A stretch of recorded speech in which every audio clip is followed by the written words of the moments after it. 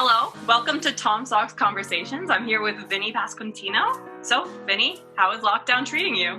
As you can tell, I'm in a closet right now, so that's pretty much how it's treating me at the moment. I don't have any space in my parents' house to really do an interview other than this small closet. It's also where I play my video games. Basically, my whole life is in this, I don't know, 5x5 room. So going pretty well, staying in shape. Can't really complain. There's way more people that have it worse than I do, so I'm not going to complain about it. It's cool to get some extra family time. My girlfriends are around all the time. So that's pretty cool. Who would have thought that this would happen? But a lot of things are going around, so I'm just trying to stay as positive as possible right now. Yeah, that sounds like a great idea. So, how are you staying in shape? What's your favorite lockdown workout? Well, I run now. Never thought in my life that I would run. After this call, I'm going to go on a run, which I'm not looking forward to. So maybe this call will last us until bedtime. So yes, after this, I will go on a run. Then my dad has a small kind of personal gym in the house. So I'll be able to work out in there, try to get a little bit stronger, work on my biceps, work on my chest, all the things that matter. It is beach season now. The beaches are open. So got to make sure you look good for that. I've never really had a beach season before. So that's kind of exciting. But seriously, I'm just doing what I can to maintain in some sort of baseball shape. I've got guys I can throw with, hit with, do whatever I need.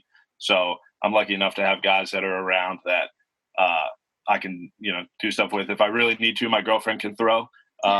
We can throw if we really need to. So she's kind of my last resort because she played soccer and doesn't know how to use her hands. So that's tough, but she's learning. So we're all good there. But yeah, so that's what I'm doing. Where do you have this chance to swing the bat? Where are you going to practice? There's a facility around that I'm allowed to go to, which is nice. It's, you have to maintain your distance. There can't be too many people in there. But there's cages, there's balls. We're able to get there and get our work in and then, get out of there for the next person to go in. Is there anything specifically that you're targeting that you want to work on during this unexpected break? Basically just the fundamentals of my game, particularly. I mean, whatever I need to dominate on a specific day, that's what I'm going in there to do. This is a chance for a lot of PRs when it comes to lifting, a chance to lift heavier than you would normally be able to lift right now. I'm maintaining weight right now, which I normally don't do during the season. Normally it's a steady decline of weight. So it's good that I'm able to maintain that. I'm probably in the best shape of my life when it comes to physically, just because I'm running now. I'm doing more sprints than I would need to do during the season. I'm trying to stay in better shape than I would normally be in during the season because I have this time. So I need to take advantage of it. I got a job. I work at a burger place. I'm a line cook at Burgereem on Midlothian Turnpike. If you're seeing this, come out, see us. So I'm doing that on the side as well. I'm coaching because travel baseball is back. So that's something I'm helping out with. But yeah, that's really it.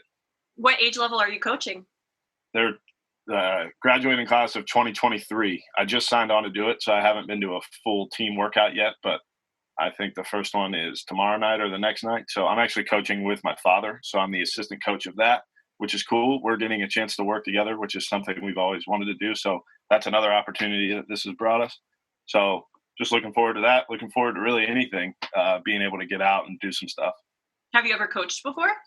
I have. When I was younger, when I was in high school, there was a few weeks span where I helped my dad coach his team, but really that's about it. All right. Well, it sounds like a really cool opportunity then. Unexpected, but it sounds like you're making the best of it. Yeah, right. That's all we can do. So I wanted to go back to about a year ago now, the 2019 MLB draft, and I wanted to ask you, what was that scouting process like for you going up to the draft? I mean, if we're being honest, it was one of the most stressful periods of my life. You have a bunch of people making decisions about your career, your life. You don't really know what's going on. You have people telling you what they think is going to happen, but what other people think doesn't necessarily line up with what's actually going to happen. So I went on day 3. I like to tell everybody I was the second pick of the day because I was.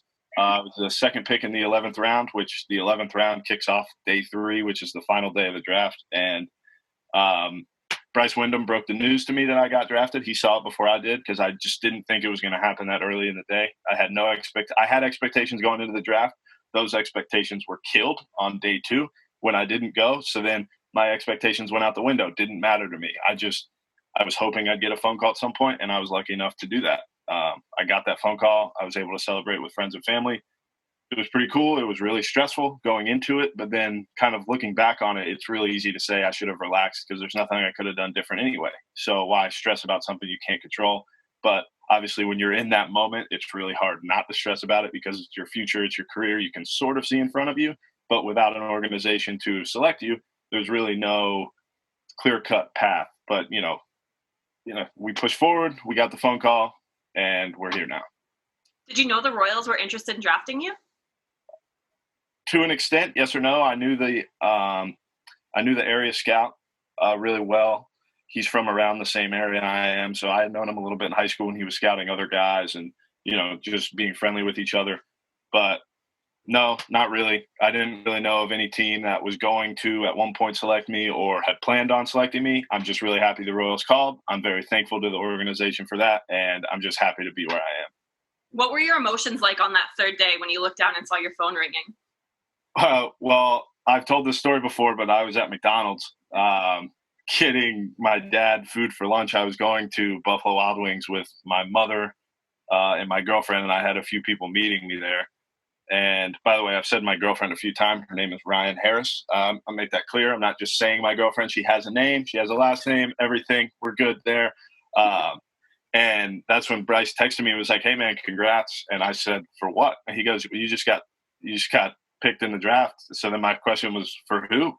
And he said, "The Royals." And then that's when my phone started kind of lighting up a little bit. And then the scout called me. My agent called me to let me know. And then we figured out our plans for the next few days. And so when I got the call, I didn't cry, but it was one of those moments where it was like I definitely could have cried because you work your whole life for this. And I finally got the phone call, not that I had been waiting for, but that I had been dreaming for. So it was like a fantasy come true to be able to get the call in an anticlimactic situation of, I'm on the phone with a scout telling me I've been drafted, but I'm also saying, "Oh yeah, can I get some barbecue sauce?" So it's just a funny, that would only happen to me, and that's fine. I should have prepared for that knowing it wasn't going to come at any good time for me anyway, but I'm very happy for it. I'm very blessed, and I'm nothing but thankful for it. Wow, that sounds almost surreal. What an incredible moment. Okay, so then what was your first year like with Burlington and with the Royals in North Carolina? Yeah, so right after the draft, within 2 days, we were sent out to Arizona to the spring training complex in Surprise, Arizona, where we went through some workouts, met some of the staff, everything. So short season starts right after the draft, like 2 weeks after the draft, I believe, maybe even sooner. So we went out to Arizona, had a week full of workouts. Then we got sent back, and the whole time I had sort of been preparing to go to Idaho without knowing. Like, there was no reason for me to be preparing to go to Idaho. The Royals have 3 rookie ball teams, one in Burlington, North Carolina, one in Idaho Falls, Idaho, and one at the spring training complex. So for some reason, I had wrapped it around my head that I was going to Idaho. And then they told me, "Hey, you're going to Burlington." And in my head, I was like, "That's kind of cool. I'm 3 hours from home. I'll be able to see my family. I'll be back in the humidity of the East Coast, so that's awesome." And then, within a week, I'm back on the East Coast in North Carolina at a place that I played in high school in a few tournaments, so I kind of was familiar with the area. And I think my first year went as from a off the field and on the field standpoint, it went about as good as it could have. I mean, I don't know any other coaching staffs, obviously. I only played for that team last summer, but I couldn't have asked for a better coaching staff. I couldn't have asked for a better group of guys to be on that team. From the mix of the young high school guys, the Latin guys, the guys from out of the country, and then from the college guys, it was just a really good mix of guys, and it was just really cool. The staff around the ballpark was awesome. The staff at the hotel was awesome. There was no bad things. Our GM, Mikey, unbelievable, helped us out with whatever we needed. Our clubby, Jordan, probably the best clubby. I mean, I'll never know, at least this year. Best clubby I've had so far. I know that. I can say that with certainty. But, yeah, it was just awesome.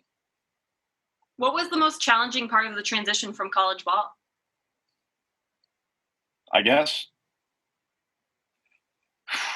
So that's it's an interesting question because the game just speeds up a little bit.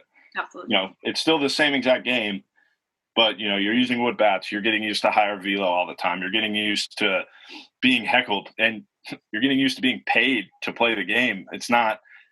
I think that's, to me, is the biggest difference, and the biggest adjustment was the fact that this is a job now. It's not we're just doing something for fun, or we're doing something because we're in school for it. Like, this is what we do. There is no other thing. We wake up in the morning.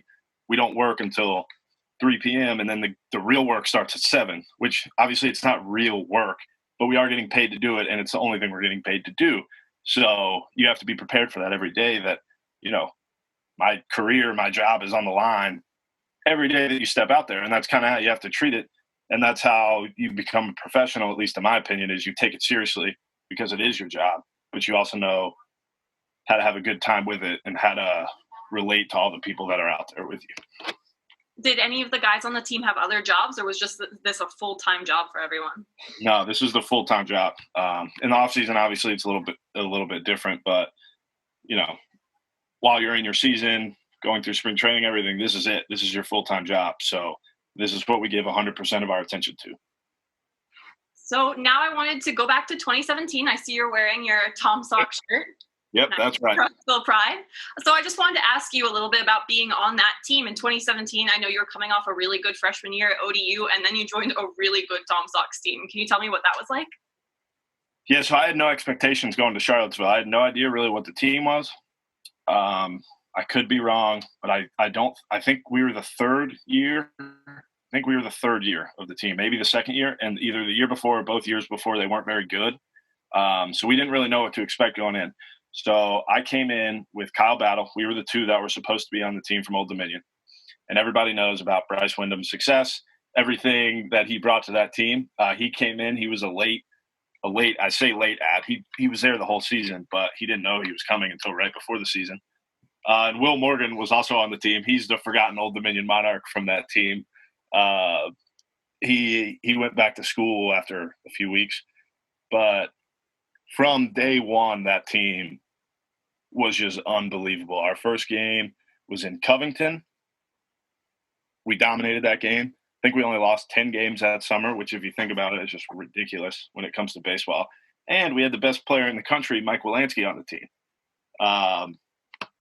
It was just unbelievable, from the pitching staff, from Rick Spires dominating on both sides of the ball, to Colin Hopkins joining the team midway through. It was just an unbelievable experience, and it's just a good group of guys who we don't stay in touch too much all the time now, but we can always go back and talk to each other whenever we need, because it was just, we built a core group with that team that I think is kind of able to help the Tom Sox now because of the success of that team. They're able to bring guys in because of what we built that summer. I agree. I think it was really important to the foundation of the team now. Do you have any favorite stories from that season that stick out in your mind? Favorite stories? Well, I kind of talked about it before, but so our manager was Corey Hunt, UVA legend, scored a run to send the team to the College World Series, the UVA team, whenever he played. We had a few guys show up late to a practice, I think, and so if you're watching this and you don't know much about summer baseball, it's normally very relaxed, and that's what it's supposed to be. It's time to get reps, whatever. And from the beginning, it was kind of this was Corey, and he did a really good job of this. Yes, it was summer baseball, and it's supposed to be relaxed, but we still have a job to do every day we get there, because like I was just talking about, like, that's what we do. When the lights come on, that's what we do. But you don't get to play with the lights on if you don't do your work beforehand. So we had a few guys show up late. We had to do 5 minutes of iron cross, which, if you don't know, is a core exercise that really sucks. And we had to do it for 5 minutes because of this. And that was kind of the moment where, at least in my mind, our mindset flipped of, we want to be relaxed and have a good time, but every day we want to go out there and dominate on the field. Okay, what is the iron cross? I have to ask. So an iron cross is when you sit on your butt, you lean, 45 degrees back, you put your arms out, and you put your feet up in the air with straight legs, and you just have to sit there in that position. It is brutal. It is very brutal. But that was the kind of the moment. And I'm just thinking about, as we're talking about this, I'm thinking about different things from Jim Darren rubbing out guys' feet before the game to make sure everybody was loose. I'm just thinking about everything. I mean, that might even be, that whole thing was my favorite story. Our stretch that we did that summer was my favorite. I'm just thinking of all these memories. They're just flooding in right now of how cool that summer really was. And it started from the top with Jeff and Mike that summer, who really kind of led from the top down. And it was really cool. I mean, we were there to have a good time, but every day we came out there, especially when we were having our best time, was when we were beating the brakes off people on the field. And that was just a really cool summer because we were really good. We knew we were really good. We weren't afraid to say it, but we went out there and handled our business. And I think that was important. It's not like we went out there and just expected to win every night. We expected to win because of the work we put in, not during game time. Are there any lessons you learned with the Tom Sox this summer that you took with you past summer ball? I think kind of just what I talked about of you can have a good time, but if you're there to do your thing and have a good time, that's when the best success will come, because you could give it your all, but if you're not having a good time and you're just doing it because it's work or because it's a job, you might not be as successful. But we found a good group of guys who we could rely on, trust, be accountable for. And believe me, we had fun, but we also knew that when the lights did come on, we were there to score more runs than the other team. And that's what we did. And that's the biggest lesson I'll take, is that you can definitely for sure have a good time with what you're doing. But if you're professional about it and you're having a good time, that's when the most success is going to happen. I know you said you're not in frequent contact with people from the team anymore, but is there any sort of group chat, any sort of thing that's still active? Yeah, so we have a group me that goes around every once in a while. We played the game Mafia a lot on the bus. That was our big thing. So, you have guys like Michael Dorenzi, who is an all-time Maf member. And we always go back and forth in the group chat, calling each other Maf, saying who's in the Mafia, saying who's a cop, all that, all the time. And it's just randomly. It'll just be randomly on any given day. Somebody might put something in there and it starts a conversation that lasts for an hour. So it's just really cool of what we were able to build that summer. I love that, continuing the tradition. Yeah, that's right. Fast forwarding to this year, 2020, when did you start getting the feeling that the season was about to end early? Trying to think, because we were kind of waiting around in spring training for something to be said. I think once the NBA shut down, it was kind of like, okay, there's no way. There's just no way that that we're going to risk it. For the safety of the country, basically, everybody needed to shut down. So we got sent home. I think it was when the NBA kind of shut down, that was when high alert really went off of, okay, this is really serious and we need to stop the spread of this virus. So that was really when it was. Have you stayed in contact with the team during this lockdown? Yeah. So we have weekly Zoom calls with the team covering a wide array of topics. So yes, we keep in touch with the team. Are they sending any advice for how to keep in shape, or is it just sort of morale, talking with people? Yeah, they do a little bit of that, a little bit of both of what you said. There's a little bit of morale, a little bit of advice on what to do to stay in shape. We get our workouts still. And that's cool because they did at-home workouts too. So if you're not lucky like I am and have some weights in the house, then if you weren't able to get out, you have something you could do, whether that be bodyweight squats or, we have guys like, there's a guy, Logan Porter, he created his own squat rack with cement and wood, and he did it all himself. It was unbelievable. So just different things like that guys are doing to stay in shape, which I think are pretty cool. I am not creative or technical enough to be able to do anything like that. So it's cool to see other people be able to do it. Yeah, that's very impressive. Has there been any talk of getting back together for informal training, or is it still off the table for now? Everything's just off the table. I'm sure things are being discussed. I don't know any of them. So I have nothing to offer for that. Okay, so the big question, when things do start up again, where do you hope your career takes you from this? Where do you see your baseball career going from this? What's the end goal? Well, the end goal is that I make it to the major leagues and stay there. So hopefully that happens. But, short term, I hope it's to the next step up, and I hope I play there, and then I hope one day I get moved to the next level. I also hope that wherever I am, I win. That's kind of important to me, is being a winner. That's something I've always prided myself in being.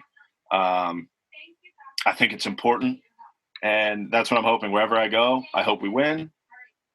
I hope I get moved up. I hope we win there. I hope I move up there. Obviously, I hope I never struggle anywhere. That's not going to happen. I'm going to struggle everywhere I go.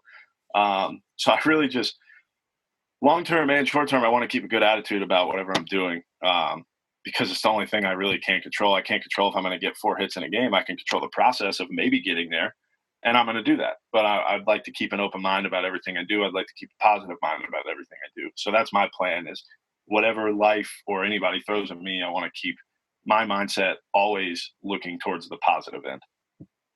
That is an absolutely great way to approach that. Well, thank you so much for doing this. It's been really interesting talking with you all about all this. Is there anything else you wanted to say to Charlottesville, to Tom Sox fans?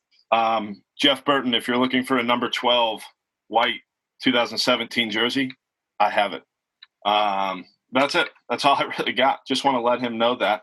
So, yeah, thanks for having me on. Yeah, absolutely. All right. Thank you, everybody, for watching. Be sure to check out both Valley Baseball League and Tom Sox social media. We're all over all the platforms. Check it out. I'm Julia Stumbaugh. Thank you for watching. This has been Tom Sox Conversations.